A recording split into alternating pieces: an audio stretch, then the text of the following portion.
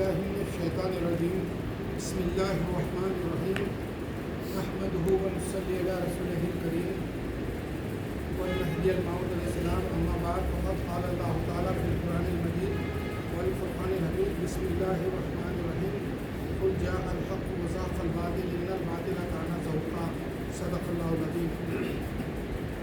محترم سامعین، اللہ تبارک تعالیٰ کے فضل و کرم سے مہدی موعود علیہ السلام کی جو تعلیمات ہے، جو 8 فرائض ولایت ہے، اس کو ہم نے تفصیلی توکل کے عنوان پر اور ذکر اللہ کے عنوان پر ہم نے سنا۔ اب ہم ایک ایسا عنوان لیتے ہیں جو بڑا خاص ہے اور ہر مہدوی کے لیے یہ جاننا ضروری ہے،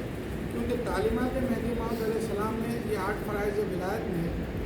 ذکر اللہ ہر کوئی مانتا ہے، وہ کرنا نہیں کرنا وہ ان لوگوں کی ذمہ داری ہے۔ ہم آج ایک ایسا عنوان لے رہے ہیں جو مہدوی کو اور غیر مہدوی کو جو ڈفرینشیٹ کرتا ہے، الگ کرتا ہے، اور یہ جاننا اس لیے بھی ضروری ہے کہ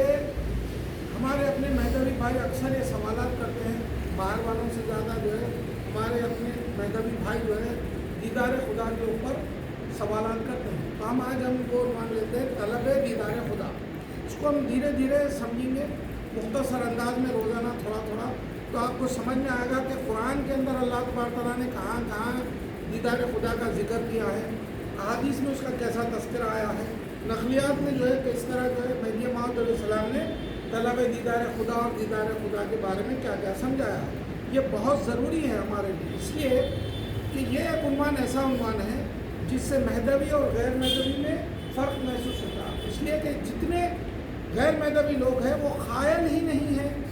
کہ دنیا میں دیدار خدا ہوتا ہے، اور ہم مہدوی قائل ہے کہ دنیا میں دیدار خدا ہوتا ہے۔ اب رہی بات یہ کہ جس طرح اس فقیر نے عرض کیا، ذکر اللہ وہ تو مانتے ہیں، ذکر اللہ وہ بھی کرتے ہیں، ہم بھی کرتے ہیں، وہ 24 گھنٹے نہیں کرتے وہ الگ بات، توکل وہ بھی مانتے ہیں، اسی طریقے سے وہ لوگ وصلت خلق بھی مانتے ہیں، دوسری تعلیمات میں وہ لوگ مانتے ہیں، مگر یہ ایک طلب دیدار خدا ایک ایسا عنوان ہے جس میں عالم ہو جاؤ یا جاہل ہو جاؤ، کوئی بھی ہو جاؤ، باہر والے وہ ہم سے گفتگو کرتے ہیں، ان کو ایک ہی چیز سکھا کے چھوڑ دیتے کہ ارے بھائی دنیا میں دیدار خدا نہیں ہوتا، یہ لوگ دیدار خدا کی بات کرتے ہیں، لہذا مہدوی لوگ اسلام سے ہٹے ہوئے اس طریقے سے ان کو سمجھا کے چھوڑ دیتے ہیں۔ تو ہم اس پہ گفتگو کریں گے، اگر آپ اس کو سمجھ گئے اور اپنے بچوں کو سمجھائیں تو بہت بڑی نعمت ہے، اس لیے کہ طلب دیدار خدا میں ہمیشہ یاد رکھیے کہ آپ کوئی بھی چیز جب آپ دیکھتے ہیں تو اس کی حقیقت سے اگر آپ واقف ہیں تو آپ کو اس کے دیکھنے میں مزہ آتا ہے اور آپ کو جستجو پیدا ہوتی ہے۔ ہر چیز میں جو چیز بھی بنی ہوئی اگر آپ کو احساس ہے یہ کس چیز کا بنا ہوا ہے اور اس کے اندر کیا ہے، تو آپ کو اس کی جو نعمت ہے اور جو اس کی حقیقت ہے اس سے آپ واقف ہونے کی وجہ سے آپ کو اچھا دکھتا ہے۔ ویسا ہی انسان انسان کے اندر اللہ تبارک تعالیٰ کا جو نور ہے، وہ اگر آپ ہر انسان کو جب بھی دیکھتے ہیں اور یہ محسوس کرتے ہیں کہ اس کے اندر اللہ تبارک تعالیٰ کا نور ہے، اللہ نے اس کو پیدا کیا ہے، دنیا میں ہر چیز جیسا کہ جھاڑ ہے، پہاڑ ہے، ہر چیز کو اللہ تبارک تعالیٰ نے پیدا کیا ہے، جب بھی آپ دیکھتے ہیں یہ تصور کرتے ہیں کہ یہ اللہ کی پیدا کردہ چیز ہے اور اللہ تبارک تعالیٰ یہاں پر بھی موجود ہے، تو آپ کے ہر چیز دیکھنے میں مزہ آنے لگتا ہے۔ اب رہی بات ہم کہاں سے شروع کرتے ہیں، دیکھیے کہ قرآن کی آیتیں ہم کل دیکھیں گے، مسلسل آپ کو ہم 8-10 قرآن کی آیتیں بھی بتائیں گے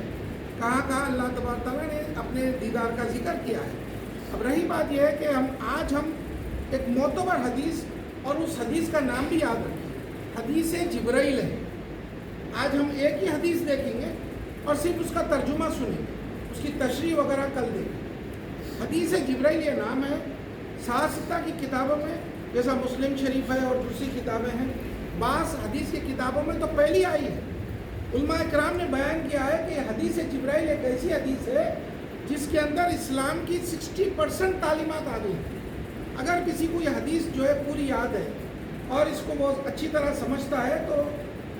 60% تعلیمات سے وہ واقف ہے گویا۔ تو اب آپ دیکھیے کہ حدیث جبرائیل کیا ہے۔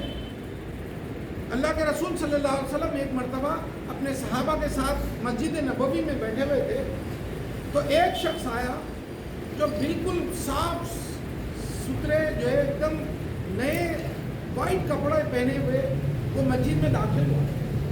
اور اس کے راوی بھی کون ہے؟ اس کو جو روایت کرتے ہیں یہ بڑی بات ہے کہ حضرت عمر فاروق رضی اللہ خلیفہ جو ہے دو میں آپ معتبر ہستی ہے، آپ نے بیان کیا ہے اس کو، اور اس کو کوئی ڈینائی نہیں کر سکتا اس حدیث کو۔ دیکھیے حضرت عمر فاروق رضی اللہ تعالیٰ عنہ اس محفل میں تھے، انہوں نے کہا کہ ایک شخص آیا جو بالکل صاف شفاف کپڑے پہنا ہوا آگتے ہوئے سیدھا جو ہے آیا اور رسول اللہ صلی اللہ علیہ وسلم کے سامنے اس طریقے سے بیٹھ گیا کہ زانو بزانو یعنی گھٹنوں لگا کر بیٹھ گیا، گھٹنوں سے گھٹنے لگا کر بیٹھ گیا۔ اب حضرت عمر فاروق رضی اللہ تعالیٰ عنہ اس حدیث میں بیان کرتے ہیں کہ ہم پریشان ہیں کہ یہ شخص ہمارے محلے کا نہیں دکھ رہا، پہچانت کا نہیں ہے، اور مسافر اگر ہوتا تو اس کے کپڑے میلے ہوتے، کیونکہ ریگستان میں جو ہے جو بھی مسافر ہوتا اس کے کپڑے گرد و غبار میں جو ہے ملیا میٹ ہو جاتے، اور یہ جو ہے گرد وغیرہ بھی نہیں دکھ رہے، ایسا دکھ رہا کہ ابھی یہ کپڑے پہن کے آ رہا ہے۔ بیٹھ کر اس شخص نے جو ہے اللہ کے رسول صلی اللہ علیہ وسلم سے پوچھا کہ یا رسول اللہ صلی اللہ علیہ وسلم آپ مجھے بتائیے کہ اسلام کیا ہے۔ اللہ کے رسول صلی اللہ علیہ وسلم نے جو ہے اسلام کے بارے میں بتایا کہ نماز، روزہ، زکوٰۃ، حج یہ سب کی چیزیں ہیں اسلام کے اندر۔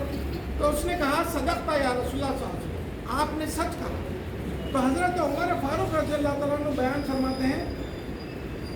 کہ جو ہے وہ شخص سوال کرتا ہے اور جواب ایسا دیتا ہے کہ گویا اس کو جواب پہلے سے معلوم تھا۔ اس نے کیا کہا کہ آپ نے سچ کہا، تو اس کا مطلب یہ ہے کہ گویا اس کو جواب معلوم تھا۔ پھر اس نے دوسرا سوال کیا کہ ایمان کیا ہے، تو اللہ کے رسول صلی اللہ علیہ وسلم نے فرمایا کہ غیب پر ایمان لانا، جیسا کہ اللہ پر، اس کے فرشتوں پر، اس کے رسولوں پر، اور جو ہے اللہ کا یہ جو کتاب ہے یہ اللہ کی ہے، اللہ کا کلام ہے، قیامت کے دن پر جو چیزیں ہم نے نہیں دیکھی ان چیزوں پر ایمان لانا یہ ایمان ہے۔ تو اس نے کہا کہ صدقتا یا رسول اللہ صلی اللہ علیہ وسلم۔ پھر حضرت عمر فاروق اسی حدیث میں بیان کرتے ہیں، پھر اس نے ویسا ہی جواب دیا گویا کہ وہ پہلے سے جانتا تھا۔ اب رہی بات دیکھیے کہ تیسرا سوال اس نے یہ کیا کہ یا رسول اللہ صلی اللہ علیہ وسلم احسان کیا ہے، تو اللہ کے رسول صلی اللہ علیہ وسلم نے احسان کی جو تعریف کی ہے اس کے جو معنی بتائے ہیں وہ بڑے خاص ہے، وہ یاد رکھنا ہے۔ اللہ کے رسول صلی اللہ علیہ وسلم نے کہا کہ احسان یہ ہے کہ تم اللہ کی عبادت اس طریقے سے کرو گویا تم اس کو دیکھ رہے ہو، اور اگر دیکھ نہیں سکتے تو اس یقین سے عبادت کرو کہ وہ ہم کو دیکھ رہا ہے، یعنی اللہ ہم کو دیکھ رہا ہے۔ تو اب یہاں پر دیکھیے ایک تو یہ بات معلوم ہو گئی کہ خدا کا دیدار دنیا میں ہو سکتا ہے، اسی لیے رسول اللہ صلی اللہ علیہ وسلم نے کہا خدا کو دیکھ کر عبادت کرو۔ اب دوسری چیز یہ معلوم ہوئی کہ عبادت کے حدود کیا ہے، آپ اسٹارٹنگ پوائنٹ اور جو آخری پوائنٹ ہے اس کو آپ بتا رہے ہیں